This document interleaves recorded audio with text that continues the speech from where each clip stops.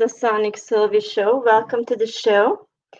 And today is an episode about tips how to become a guitar builder. What it takes, all that stuff. So it's going to be pretty educational. So if you maybe just graduated and you were thinking about, maybe I'm going to be a guitar builder, or maybe you just totally burnt out at your job at the office and you're creative and want to do something different. So this show might be really good for you too. And maybe you're a musician and you're just interested about talking about guitars all the time and listening to people talking about guitars or instruments. This might be a good show for you too. So the Sonic Service Show is always about something different. So it's a different topic each time. So this is today. And I have a special guest, Grant Caroil, who is with me here. And I welcome him to the show.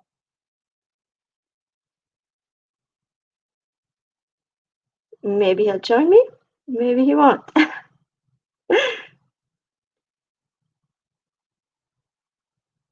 Okay, so while we're waiting, oh, there he is. Hello. Hi. How are you? I'm good. How are you?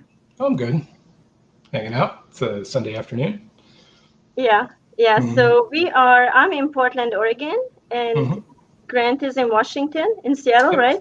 That's right. Yeah. So super international. And to the listeners or viewers, feel free to comment, say something, say where you are, where you're watching from or listening from. That would be super cool to know. It would make me happy, and I'm sure it would make Grant happy too, right? Yeah. Certainly. So let's get started.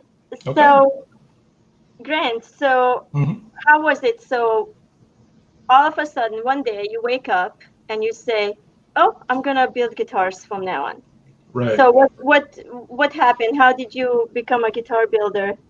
Okay. Well, so first of all, it was something that I got interested in a few years ago when I noticed that people were starting to get in the habit of custom building their own guitars. Uh, I noticed that people were designing and building things that were not really available on the general market. So, custom options that suited them as players ideally. And I thought it might be fun. So I decided, hey, maybe I'll dip my toe in this and see how I do with it. Um, and so the first thing that I discovered was that there's actually a number of manufacturers of various parts, and so on, like the various wood parts, necks, bodies, so on and so forth. And there's really quite a lot of options out there. Some of them are relatively inexpensive. There's, I would say starting at $300, somebody could build something, um, that competes with what they could get from a store. But the market goes way, way up from there. There's actually boutique manufacturers of parts that some of the wood parts can run in the hundreds and hundreds of dollars. So it's really just a matter of what you're seeking. So how old were you when you started? This was about 2 years Or ago. not? Let us not talk about age. When did you? Yeah. So when did you start? How long have you been doing it? Let's put it that way. About 2 years. Been 18 months, I would say. Okay. Yeah. So the very first one actually that I built is sitting right behind me.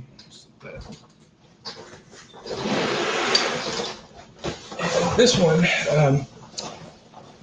the very reason that I built it was because it was something that I could not just go to a store and purchase. And this one was actually built with parts from a company called Warmouth, which is actually based out of Seattle. And it is in the style of a Fender Telecaster, except it has this abnormally long neck on it. You'll see it has 24 frets, which is unusual for a Telecaster. And the reason for that is because it's actually baritone scale. So it's tuned down to A. I don't know if you can hear that, but it's tuned way down. It's actually out of tune right now. Additionally, it's also made out of maple, like the entire body Hmm. and the neck and everything. And then the fretboard on it is ebony. Um, and so this combination of woods is not something that's ever been available on the market, mostly because it's heavy. This thing, it's hard to tell um, just by looking at it, but it's about 14 pounds, which is a lot. What is that in kilograms? Five and a half, something Yeah, like that. so it's quite heavy, but you know, Yeah, you um, just have to be strong for something you want, right? that's true. um, so so tell me something. So Hmm. do you play guitar at all? Are you a I do. musician or? I wouldn't call myself a musician, but I do play guitar. I play, more out of fun. I'll, create like a backing track and jam along with that. More often than not, I just noodle.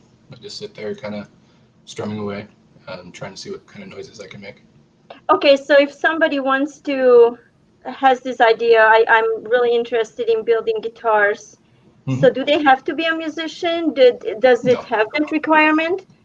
I wouldn't say it's a requirement. It certainly helps.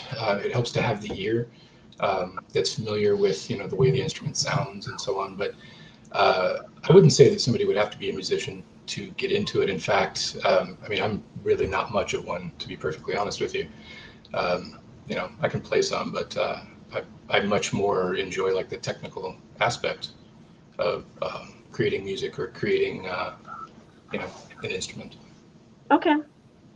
But that's good news for those people who are like interested. And Hmm. um so do if you want to build guitars, do you actually need to be really good with your hands? I mean, do you have to have already a talent for these kind of things, or is it, or can you really just learn it no matter what your skills are? Sure. Can you literally just Hmm. go and learn everything, not knowing, or not even being really talented, let's Hmm. say, in like me, okay? I, Yeah. oh my goodness, like any crafts or anything, Hmm. I would just rather jump out the window. Seriously, I can't do Yeah. it. But so would that be something for people like that they actually can get used to it and actually know what they're doing? I think so. I think so. It depends on how deep into it you want to get. Some people will be well served by the approach of simply buying retail parts and assembling it. At that point, it's not really much different than like putting a model together or something like that. There is some custom fitting of parts sometimes it needs to happen, particularly with guitar necks. Companies like Warmoth and such, they make them on computer controlled lathes and such, and so they're made to a very tight tolerance. But sometimes when you're trying to fit the parts together, they're a little bit tough. So you might have to take sandpaper to whittle down some of it, or even some companies actually leave a little extra wood on the neck because they don't know how wide the neck pocket is that you're going to be mounting it into. So then you'll actually have to shave it down with a router or hand tool of some kind. So it's really a your mileage may vary sort of thing. If you're going for the real inexpensive parts, you're probably going to be doing a lot of hand fitting. Things are not going to be made to a terribly tight tolerance or spec. So there's going to be more work for the builder. Now, with parts like Warmoth, on the other hand, you pay a lot of money for them. Generally speaking, they're the highest cost manufacturer, I think, of the boutique guitar parts world. But that extra money is generally well spent because you get a pretty high quality product out of it that is well fit. But it will be so tightly fitting that you might actually have to work things in a little bit because wood is a fickle substance. It changes shape and size and Right. dimensions. It expands and whatever. Yeah, so basically the way I understand it. Okay, so for the listeners here, if we have listeners, I hope we do. Um, so I have absolutely no idea about this. So this is super new to me, and maybe you're listening to and you don't have an idea about this either. So the way I understand it now is that so you can have like parts and just put it together kind of like an IKEA Hmm. thing, Yeah, right? That you just absolutely. assemble Hmm. the thing, Very true. or you can literally make everything from scratch, right? Correct. Correct. So Hmm. those are your two options, and then you can mix and match, Right. or you can do it just completely from scratch, the Hmm. entire guitar. or you can like say, okay, I buy the neck, but I do the body, or I do the body and buy the neck, or whatever, right? Okay. Right. And so actually, since you mentioned it, there are some things that I have sitting here. So I have started getting into the actual woodworking side of this. And this, for example, is a bass body that I made out of the wood is called black limba, and it comes from Africa. And this is in the style of like a Fender jazz bass, but I made this by hand with the assistance of power tools, I should say, because it would be very difficult to do without. And then this is something that I have in progress right now that you've seen, but Yeah. I'm very proud of. It's a neck that I'm working on that's made out of a combination of Purple Heart and Amara Ebony. That is absolutely beautiful. Yeah. So okay. So again, once again, so I'm kind of trying to make this educational for those people who like kind of were thinking about Sure. this idea to maybe start building guitars as well. So Right. how do you make the shape? I mean, is there like a template or something, or how do you make shapes, or do you Right. just come up with your own design, or how do you know exactly what size and all that stuff, you know? Sure. That's a great question. So it is usually done from templates. What if somebody were to make like a brand new shape, like something that's never been done before? They would create a template out of something like medium density fiberboard or plywood that has the exact shape of the body that they're seeking to make, and then what they will do is sand it down to make sure all the curves are perfect and so on and so forth, because any imperfection in those curves will be transferred onto whatever it is that you're trying to shape, whatever piece of wood that you're attempting to shape. So that template, you'll then apply that to a piece of wood that is larger than the template. With bodies, it's usually a 2-inch piece, or what we call 8/4 thick wood. And it's usually two pieces that are joined in the middle, glued, because it's very rare for pieces of wood in nature to be large enough to make a single piece guitar body out of. Okay. Pieces of wood that large tend to be rather expensive. You do run into it on occasion, especially with species like poplar and such, but it will generally be glued down the middle. And you'll take the template, and you'll try to put a center line on it so that you have something to line up over the center of your wooden blank material. And you'll use double-sided tape to tape the template down onto the wood. And you can either trace out the outline of what it is that you're looking to shape, or some people just leave the template on it. But then the next phase is to trim away large portions of wood using a bandsaw or a jigsaw or a scroll saw, something that allows you to steer the work piece around and make precise, high detail cuts that are rough. And then the next phase is to use a router, which is a high-speed rotary tool that is used for shaving off the excess of the edge of a piece of wood. And so that's the part that's probably the most technical, challenging, and also dangerous, because it's a high-speed rotary tool that can grab the work and literally throw it if you're not doing it right. So that part is an adventure a lot of the time. It's where you can get handling issues. It's where you can take your piece of work that you spent so much time creating, and it'll just take a big chunk out of it if you're not careful. So I was just gonna ask that. That was gonna be my next question, you know? Yeah, so you know when you posted a picture on Facebook, you know, with that what is it called? Purple heart right. wood. And yeah, I saw the line in the middle, and I was gonna ask that, you know, why is the line? Why is it not just one piece of wood? But you explained it, that it's a cost issue and also availability. Yeah, that is totally beautiful. Yeah. Yeah, So it's an amazing. this is actually a single piece of wood. I did luck out and I found Purple Heart that was wide enough to make single piece guitar bodies from, but it's super rare. Yeah, that's awesome. So yeah. So yeah. So how many guitar bodies did you mess up? I've messed up quite a few. When I was So when I was learning how to do this, I started off with poplar, which is a very inexpensive wood. It's the cheapest American hardwood. And it's actually useful for building guitars. It's not terribly common or popular because it is such a cheap wood. There's this like a perception that it's not very good for it, but it actually is a good wood. It's also notoriously difficult to work. It has this tendency, it's very soft and it tends to tear big chunks out if you mishandle it. Um, so for cost reasons, I was using that at first, getting in practice on the router and improving. But I definitely ruined many pieces of wood when I was learning. Probably, I don't know, at least 6 to 10 bodies. I think were completely just. Oh, I think he froze. Grant just froze middle in talking. So I hope you're enjoying the show so far. And let's see if our technical difficulties will be solved. Yeah, there we go.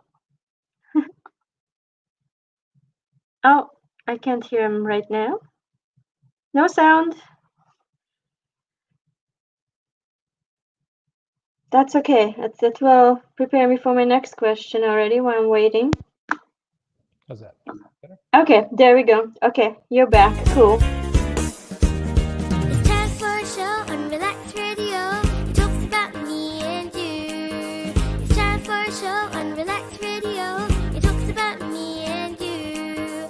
So listen to us here 24 hours and let the happiness come to you on Relax Radio. Tune in to Relax Radio.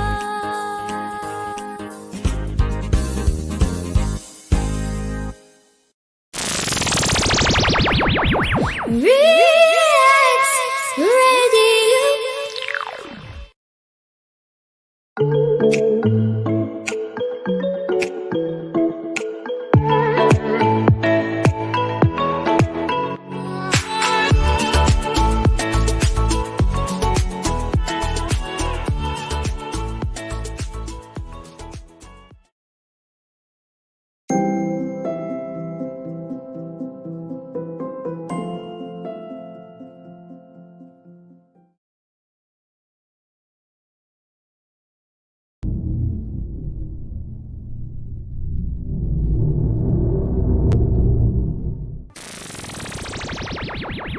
Relax Radio. Oh, relax radio.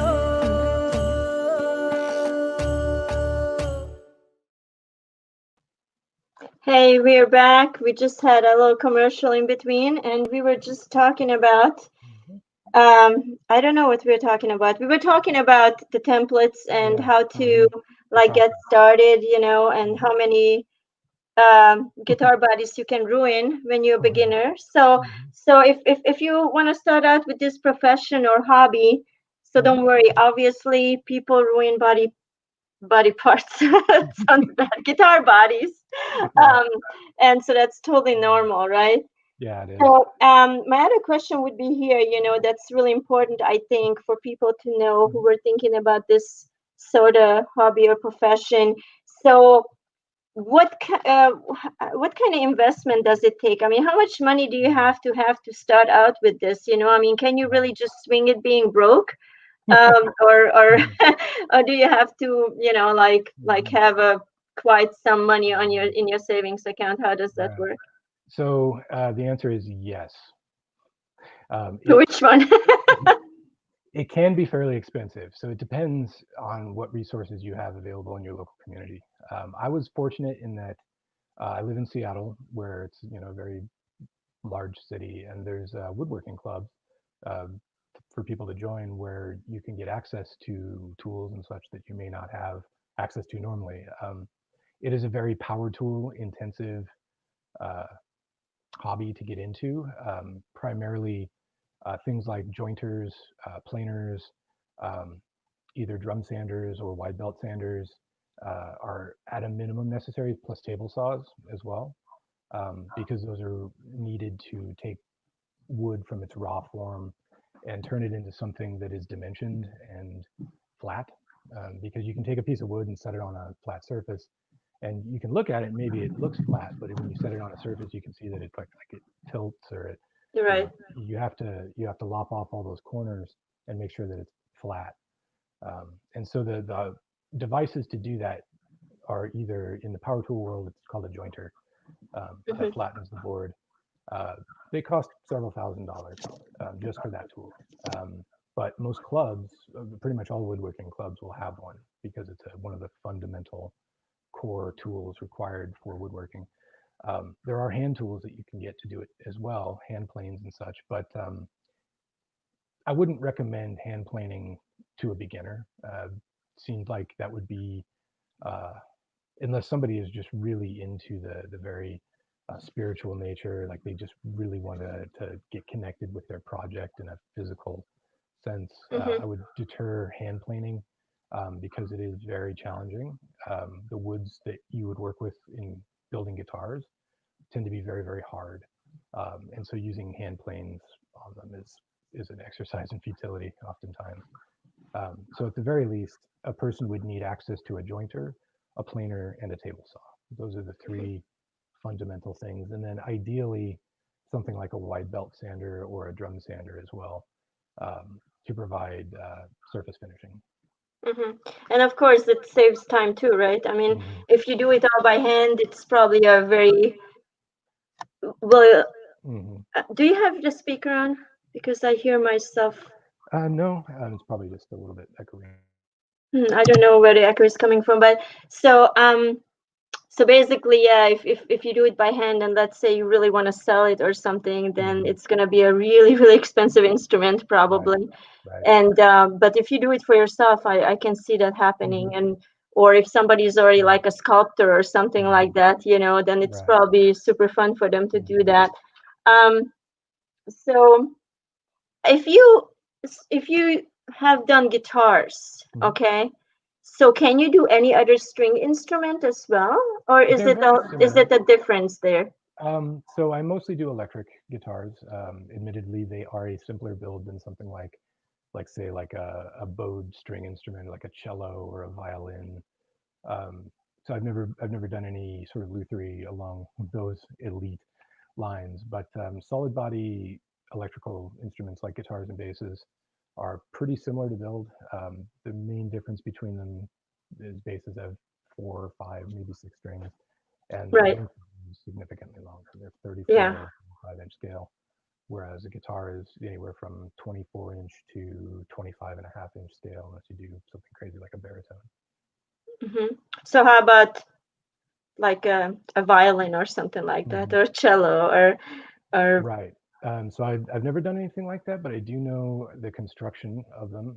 They are a top and a back, right? So you have two panels, right? One of them is a carved top piece, then there's a carved back piece, and then they have steam bent sides that go right? along yeah, and then they glue it all together using hide glue. Yeah. Um, yeah, and So it's typically they're it's made with it's maple. similar but different at the It same is, time yeah, because you it is don't have similar. like Hmm. the electric guitar and the bass is like more solid, right? Right, Whereas the correct. cello or a violin or whatever, they're like a hollow instrument, Hmm. like acoustic, right? Right. Hmm. So, Correct. but theoretically, somebody who already has started with kind of this guitar building, they theoretically could get into it because it's very similar, right? Correct. I would say that acoustic guitar building in particular is very similar. That is, I've never actually done any acoustic guitar building, but I understand what goes into it, and it's like it's a top and a back, and on the top and back are underneath it, within the chamber of the guitar, are pieces that are glued on for bracing to brace the very very because the parts of wood to acoustic guitar are very very thin. Right. So it needs bracing to support itself. And so, yeah, the interior of one of those looks very much like that. And then there's also either a steam vent or, in some cases, it's I don't know what they call the technique, but it's a bunch of small vertical slats that go the entire diameter, the entire circumference of Hmm. the guitar body. And the interior of bowed string instruments like a cello or a violin, viola, contrabass are very similar to that. I mean, it's probably very I don't know. It's like probably fun for somebody to try something like that, something different, right? I would be like, if I would build like guitars, like, and then all of a sudden I would make a cello, I would be like, oh, look at this! I just made a cello. That must Right. be. I mean, because it's first of all, it's a huge instrument, you know, and so it's definitely something to be proud of. I think if you can accomplish doing that. Um, so here's the thing that I don't have, and that's why I'm probably never gonna start building guitars. Patience. So do you have to be a really patient person? I would say that patience is certainly helpful. Nothing with the business of building a guitar goes quickly. Um, Everything about it takes so much time. If you're working from raw wood, simply the first step, which is creating your body blank, is a 24-hour process because you have to go to the shop, you have to trim up your wood, you have to make sure that it's flat and dimensioned properly, and then you have to glue it. And that whole process of gluing your wood takes 24 hours for it to fully dry and set and cure. And then yeah, so there's a lot of waiting involved. There's so many different steps and phases. It's definitely for somebody who is detail oriented and somewhat organized. I'm not the most organized person, but it definitely requires some system of organization. Additionally, when you get into the finishing part of it, right, actually making it colorful and pretty, or putting a clear coat or whatever sort of finish you want to put on it, that process can take weeks, literally weeks. It depends on what you're using to finish it with. Oil finishes and such can take 2 to 6 weeks just to fully dry. So it's sitting there in your closet and you're thinking about it every day, how cool it would be to pull it out and put it together and play it. But you know you can't because the finish is still tacky on it, and if you do, it'll ruin it. So Yeah, it's kind of like waiting on a Christmas. It's kind of like waiting on a Christmas present, you know, and you can't open it, you know, and you just shake the box and like, oh, I want to know what's in there. Yeah. So basically, this hobby or this profession would be pretty ideal right now during lockdown periods, right? Because it takes time, and you know, so nobody would have they couldn't have the excuse that there's nothing to do, right? And they're bored, you know, because it's such a long process to actually build something, and um, so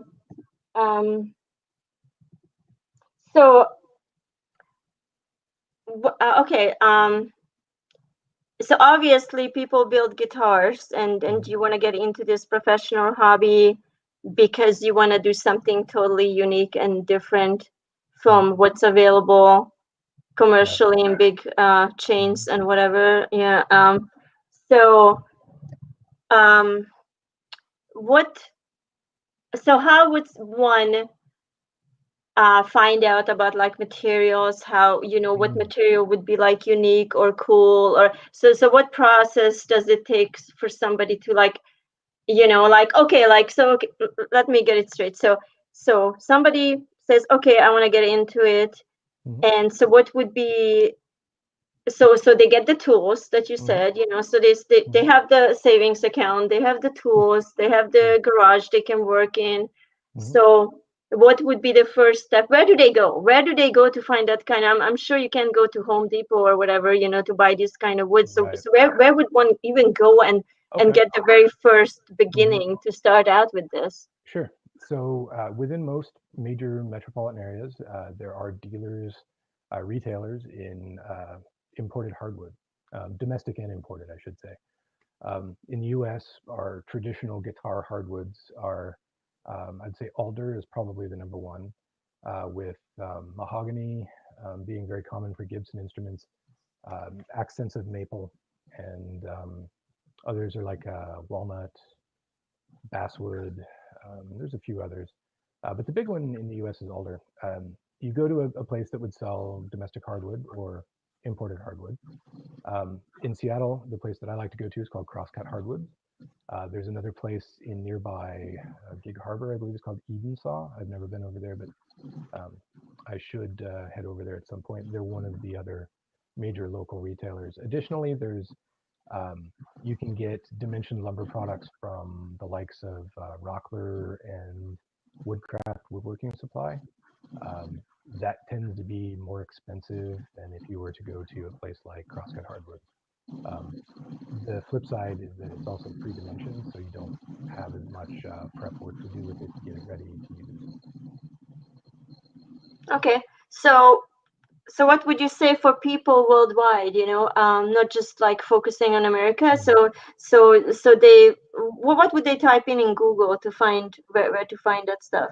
I think hardwood lumber near me. Hardwood lumber. Yeah, hardwood lumber near me. It's going to vary depending on what market you're in.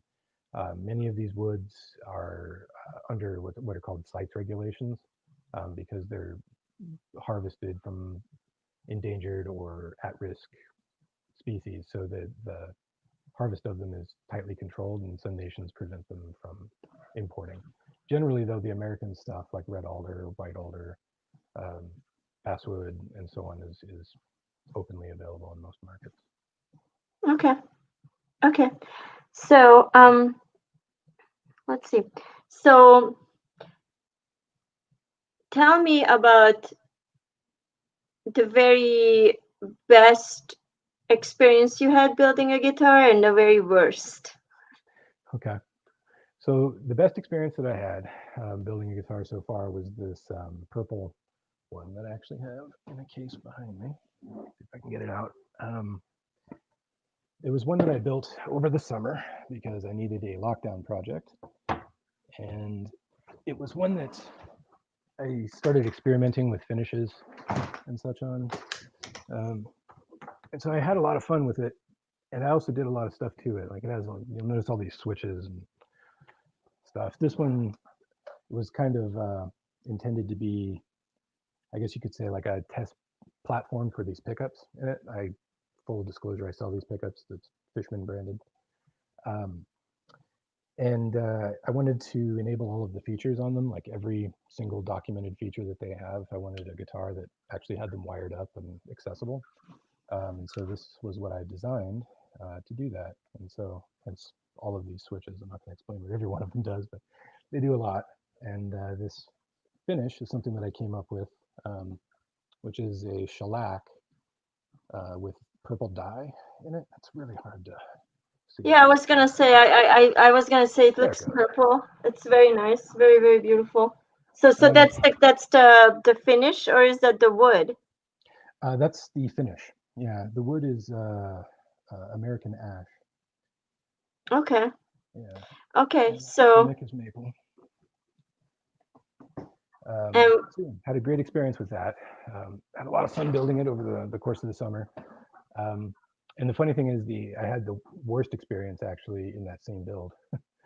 I ended up having to redo that finish on it like 3 times because something would happen to it. Like I get like a little piece of rag or something stuck in it, or like dust, or something would happen to it where I would have to then take alcohol, break down the finish, because shellac breaks down with alcohol.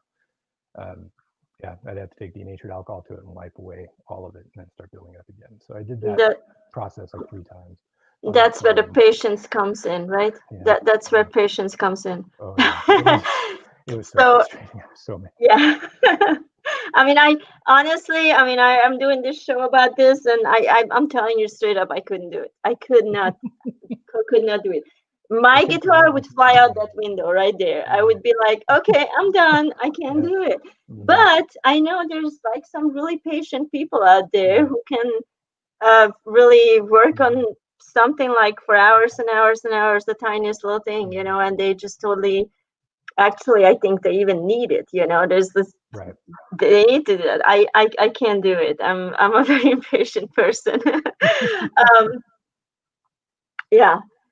So basically, okay, so this is a very multi-dimensional hobby or profession, because you have to literally design, you have to have something in your head, then you have to work with the material, and then you have to do the finishing, and then you have to put in the electronic components Hmm.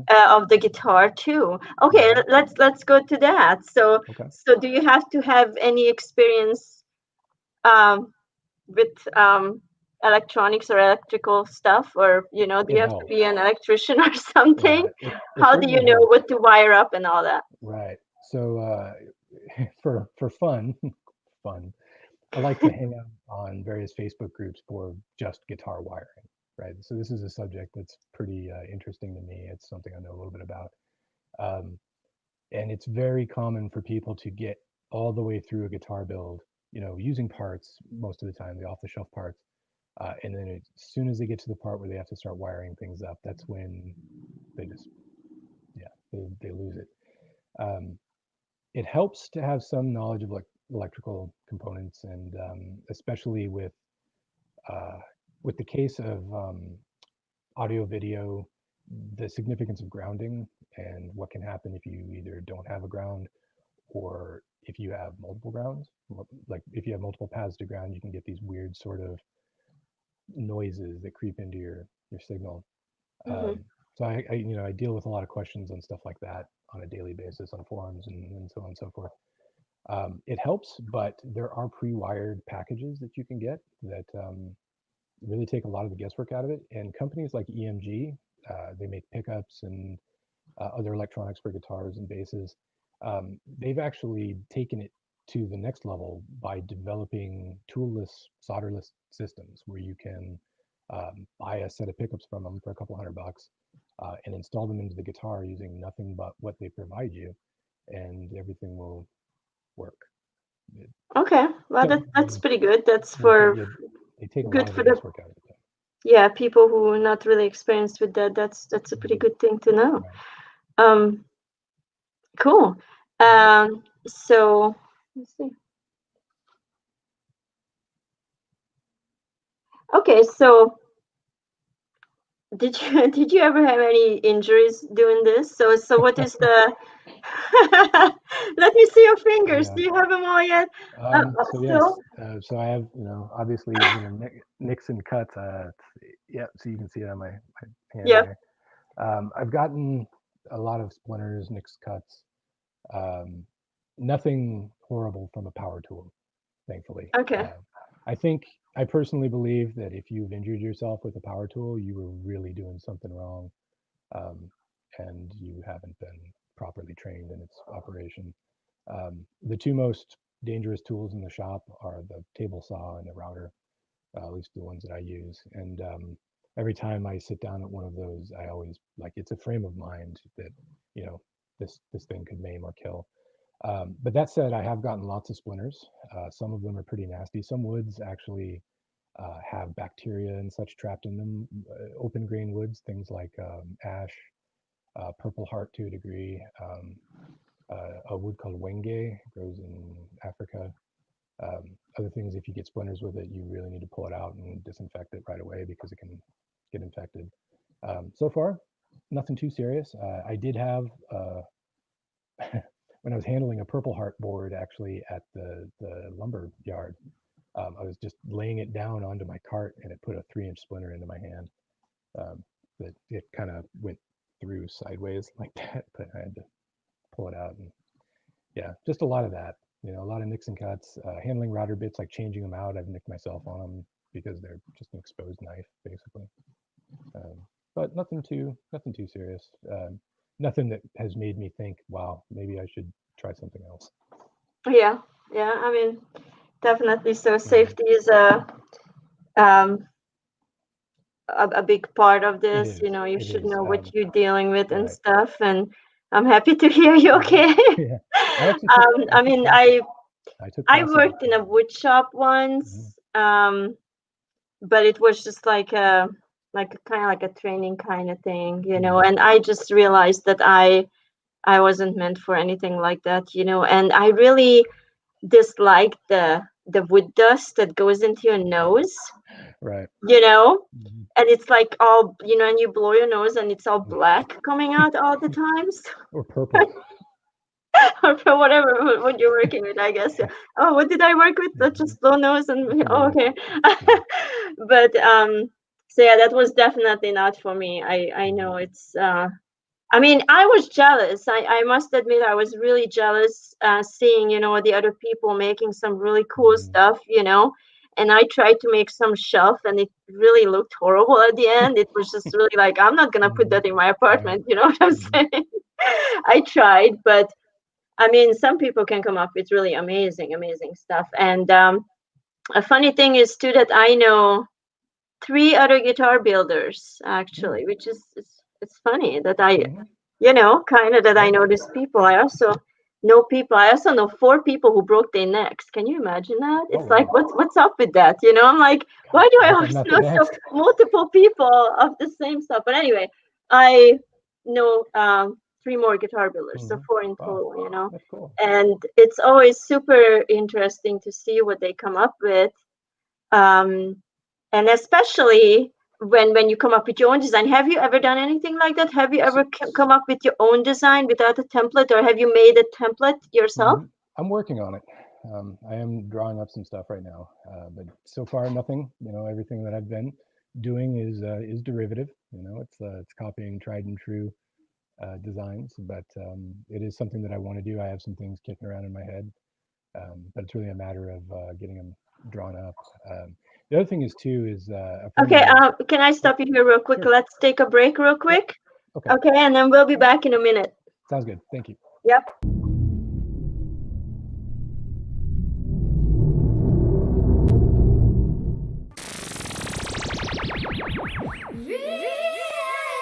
Radio. Oh, relax radio.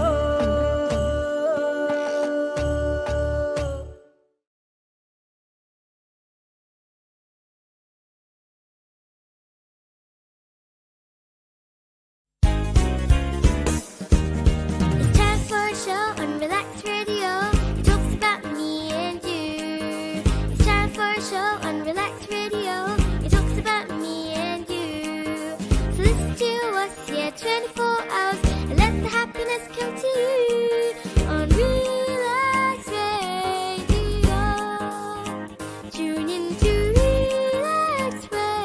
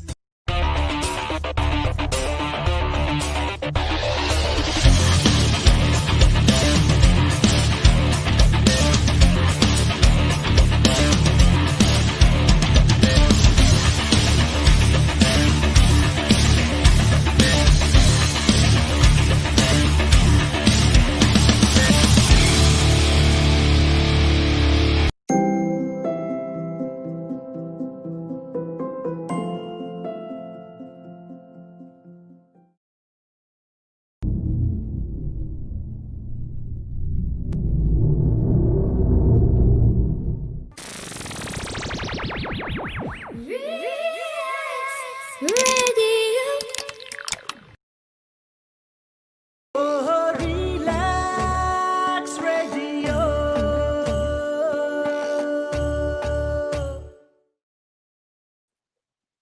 Hey, welcome back. So we're sitting here talking about guitars and specifically building guitars here. I'm here with Grant Carroll, who is in Seattle, and I'm in Portland, Oregon right now. And let me recap real quick what we were just talking about. So basically, we talked about how one can get into this business or building guitars as a hobby. And so we went through possible injuries, how much what it takes to actually get started, like financially, and if you actually have to be a musician to do this. And the answers were no, you don't have to be a musician to do this hobby or profession. and you don't even have to be super talented with wood, as I hear it from Grant. You can just really learn everything that needs to be learned, and you don't have to be a millionaire. You don't have to have a huge saving account, but it takes some investments to get with this started. And so yeah, and of course, it requires a bunch of tools, power tools and stuff like that. So definitely need to make sure that you're safe what you're doing. And what were we talking about just now? I kind of forgot what was the last thing we talked about. Was it the injuries? I don't even know. Right. I was actually just getting to the part where I had mentioned that, like, to minimize injury, I think training is the most important thing. A lot of the woodworking clubs out there will not let somebody work on any particular tool until somebody has supervised them or briefed them in its operation safely. Things like table saws and routers, any sort of rotary tool that spins really fast or has a high rotational rate, um, is a potential safety concern, particularly table saws, because the blade spins towards you, and their high output device, even the smaller ones are 5 to 7, 10 horsepower, and in just a single rotation, they can grab a piece of wood and accelerate it to about 180 miles per hour, just in the blink of an eye, and they'll throw it. And Wow. so it can come right back and hit the operator in the chest, so or in the face, or whatever. So the greatest concern with the table saw, a lot of people think it's getting cut, but if your hands, if you're aware of where your hands are, you'll never get cut by a table saw. The concern is mishandling a piece through it and not keeping forward pressure on it, and it'll pick it up and throw a piece of wood at you, and it can cause all sorts of injuries. So do you wear any safety stuff? Do you need Yeah, like I goggles? do. So it depends on what I'm working with. Generally, at a minimum, if I'm on a table saw, a jointer, or anything with a rotary cutter that can create splinters or stuff, that it always seems to come right in the face. It doesn't matter, it always seems to just spray like right up at you. So safety glasses are super important. You only have one set of eyes and you can't replace them. So yeah, safety glasses are definitely a must. A couple nights ago, when I was working on this piece, actually, there's a significant amount of wood removal that happens here, here and here, and it happens through a combination of on a drill press. That's where the bulk material removal happens, and that's a fairly slow, safe process. But then when you get into the part where you're trying to machine the edge and you're trying to get a nice smooth bottom, that comes on a router, which is a very dangerous tool if mishandled. And this router that I use, it has all sorts of safeties built into it. It has like almost like a blast shield, built into it. So it's supposed to keep all the chunks within it, and you attach it to a shop vac so it can extract them. But that thing is capable of creating chunks faster than the shop vac can pull it out. So they need somewhere to go, and I find that they bounce underneath it and then come right back up in my face. So I was very glad I had my safety glasses on at that time, because as soon as I started operating that thing, it just started throwing all sorts of stuff up in my face. So Wow. safety glasses are a must. Also, hearing protection is a good idea, because things like routers are very loud. Table saws are not too bad, but band saws, when you're steering a piece around on the band saw a lot and it's cutting across grain, it has a tendency to screech and squeal, makes a horrible sound, and it will definitely behoove you to put on some hearing protection. That's generally it, though. It's usually just eye protection and hearing protection. You don't want to use gloves, because rotating tools have a tendency to grab things. So you want to minimize any loose clothing or gloves or any of that. Better to have bare skin and something that it could grab and pull into. Oh yeah, that makes sense. Yeah.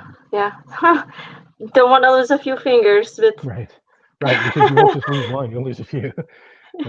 Things like, yeah. here, I'll show you an example. I do have it right here. So this is the case that I use to store all of my rotating cutting tools. put this in perspective, everything just fell out. Yeah, that's the one.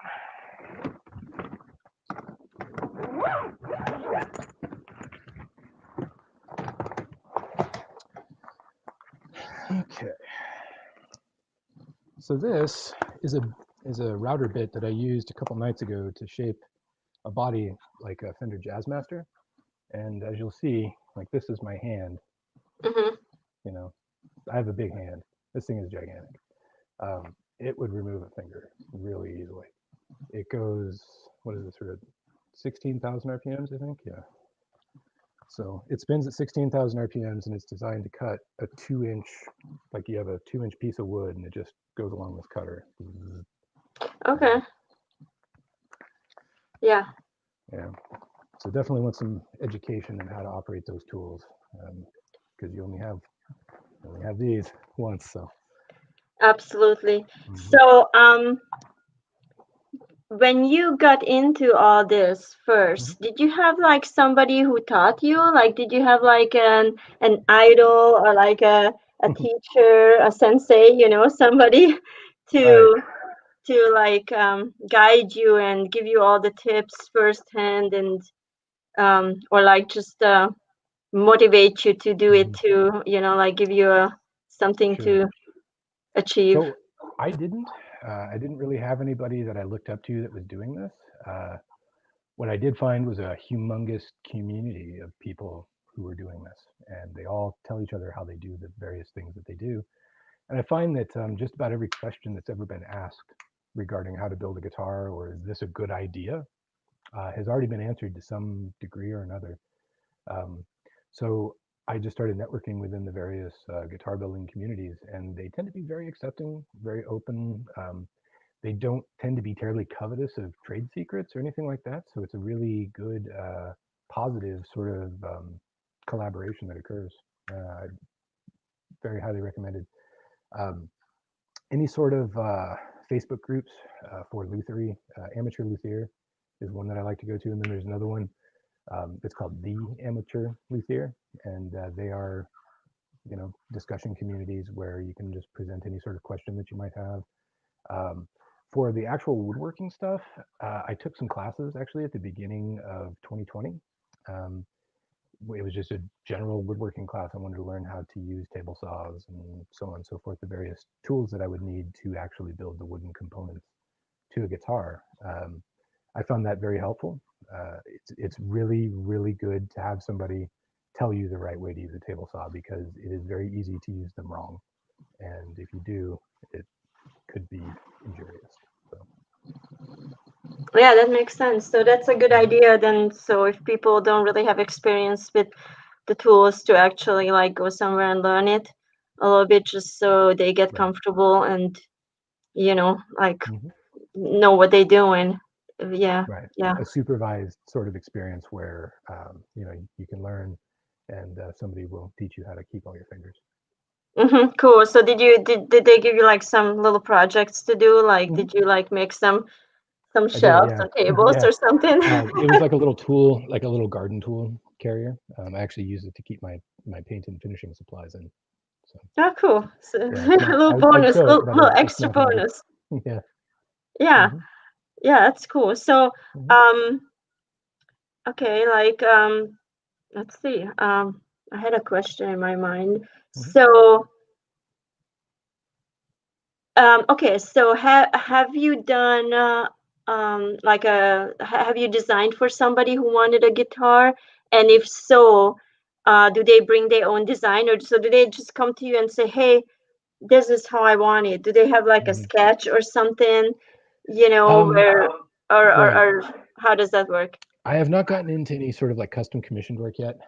That's coming at some point. I think once I gain some additional confidence in my ability to do the finishing part. That's one aspect of my game that desperately needs to improve. Um, and it's mostly too because I don't have a good place to do it right now. A wood shop isn't a good place to do finish work because there's dust in the air and such, so you get Right. stuck in your finish. Um, But I do endeavor to do that sort of work. Also, a friend of mine and I, we are turning up. It's called a CNC, and it is a computer-controlled machining station for manufacturing purposes. So we're hoping to actually start doing some custom design work using that, so that we don't actually have to even do it from templates. We can just put in the wood stock, zero out the machine, hit the play button basically, and then watch as it cuts the shape, and then we do all the next various steps, the fitting and finish work. Mm-hmm. Mm-hmm. Okay, well, I'm definitely gonna be one of the customers eventually. We Cool. talked Yeah. about this on Hmm. Facebook. I play a little bass, you know. I Hmm. mean, I don't know if I would call myself a musician per se either, but I mean, I was in a band and, you know, I play some It's in that guitar. I kind of can class. keep time. Hmm. So, and yeah, definitely gonna be one of the customers eventually, you know. Maybe I have Hmm. to, you know, win some money first or something, but definitely want to have one of those Hmm. travel bases. Cool. Cool. Hmm. That I recently traveled to Europe and I realized, and I took my bass with me, Hmm. which was a big mistake. Don't get me Right. started. Yeah. Carrying a bass case around with you is pretty heavy, you know, and Hmm. it's not fun. It's There not are, fun. yeah. There's also customs issues that can arise when trying to travel with an instrument. Actually, a lot of people um, don't know this, but only I'd say within the past, what was it, a couple years ago, the CITES regulations were restructured such that musicians' instruments could no longer be confiscated for being made out of embargoed woods. So, good example is Brazilian rosewood is considered to be one of the finest guitar woods on the planet, but it's also under embargo because Brazil cut down way too much of it, and there's Hmm.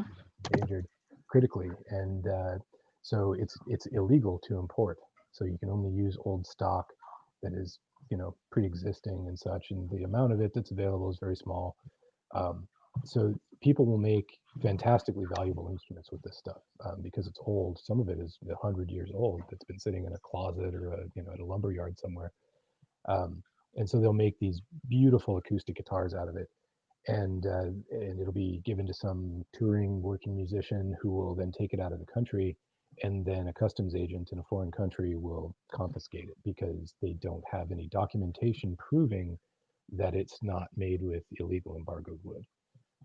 Wow. So yeah, so U.S. Customs and Border Patrol actually had warehouses filled with instruments that they had taken from traveling international musicians, many of which were probably perfectly legal to have, but there was no documentation provided that demonstrated that the wood came from somewhere that was ethically harvested. Oh So wow. yeah, I didn't yeah, know that. That mhm, sucks. That's that is a that's a problem. pretty bummer, especially if Right. you think about it. If you paid Hmm. like several $1,000s for your Oh yeah. instruments and all of a Right. sudden it's gone, Hmm. and then what are they gonna do with it? I Hmm. wonder. Do they just throw them away, or what This do they isn't do an with that evidence. stuff? As far as I understand, they can't throw them away. They just like it sits in limbo because They they can just never give collect it them. back. At the same time, it just sits there in a warehouse collecting dust. I don't know if they offered any recourse to the people who had stuff confiscated, but I do know that they restructured the laws here in the U.S. such that if a person were to travel here with a guitar or an instrument, that it would no longer be confiscated. Wow, That's maybe they yeah, should open a museum or something with it at least. You know, at least, you know, like, yeah.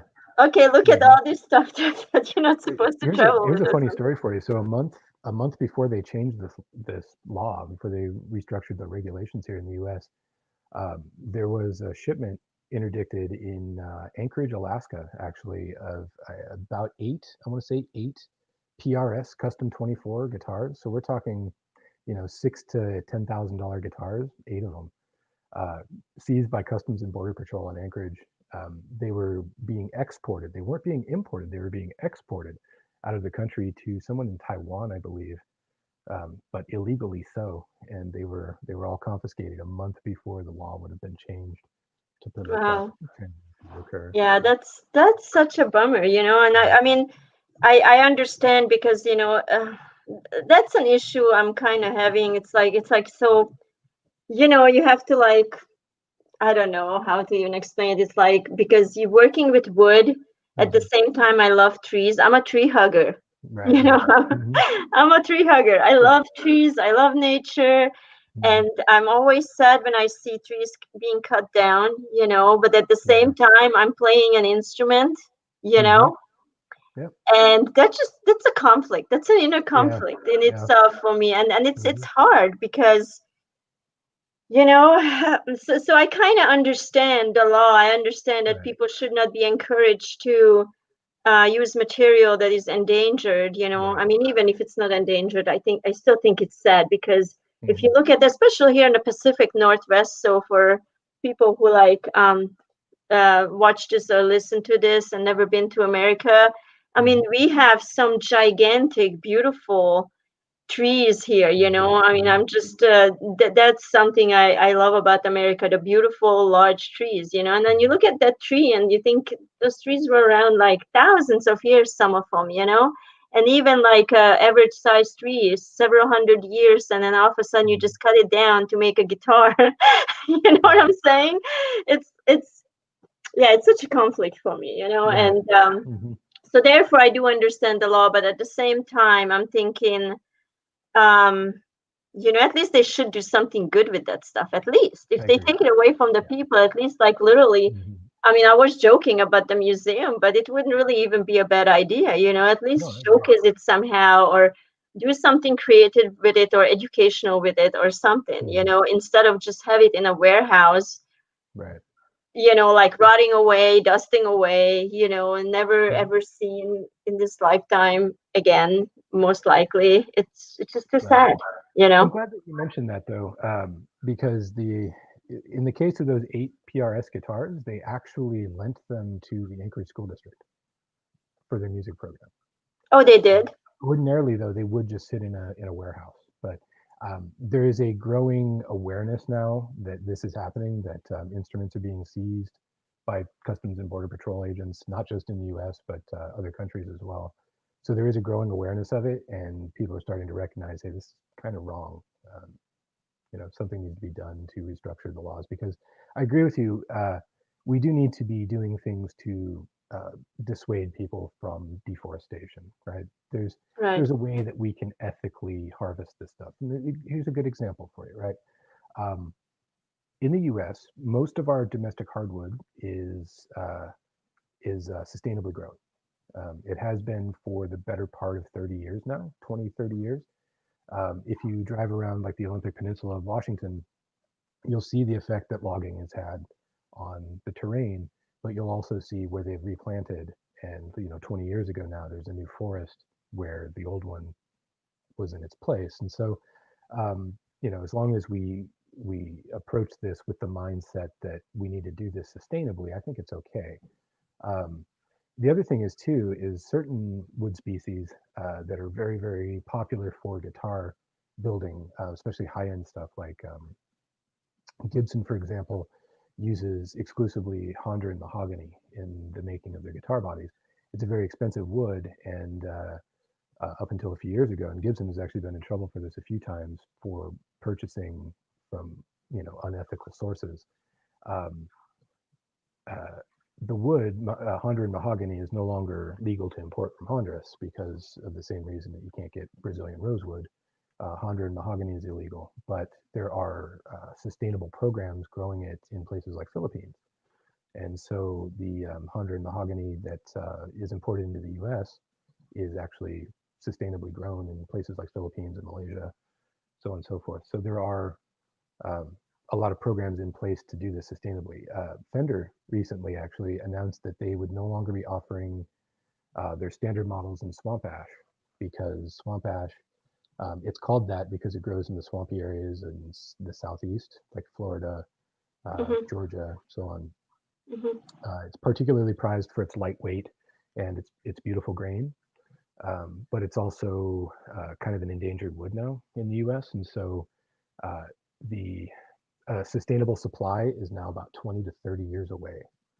So Fender has completely removed swamp ash from its line of all but the custom guitars. So if you wanted something in swamp ash from Fender, you'd have to spend 3,000, 4,000 for it. So it's going to dramatically reduce the amount that actually get produced, and therefore the demand for it will lower. Yeah. Yeah, that's pretty cool that there's an awareness about that. Right. That we like, or we I mean, with this whole border thing, confiscating things, I'm thinking at least they should make a law where people can come back and maybe provide the documents to get the instruments back. um but yeah, it's I'm glad to hear that there's an awareness a little bit about all this, because like I said, it's hurting tree huggers like me, Yeah. to know that our nature is being destroyed. um but so we're running out of time now. We're doing 1 hour today.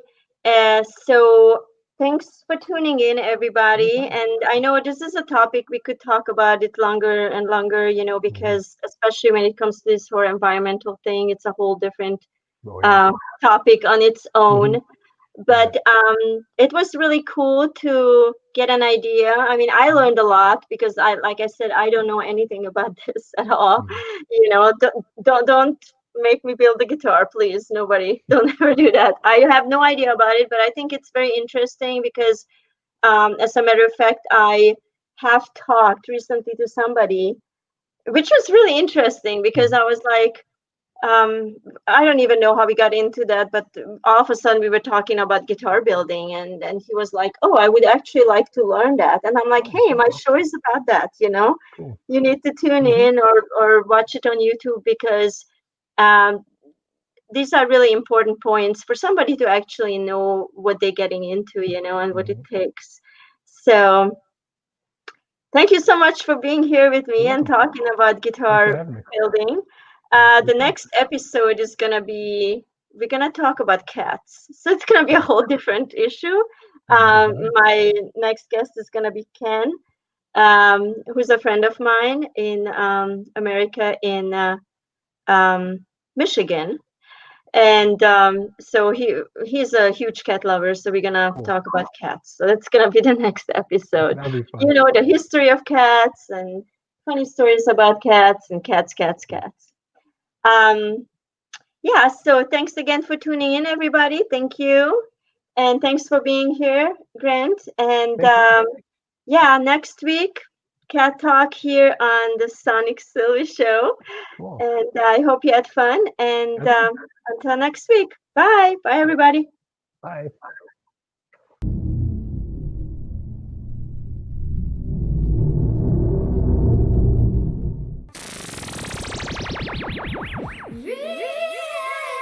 Radio.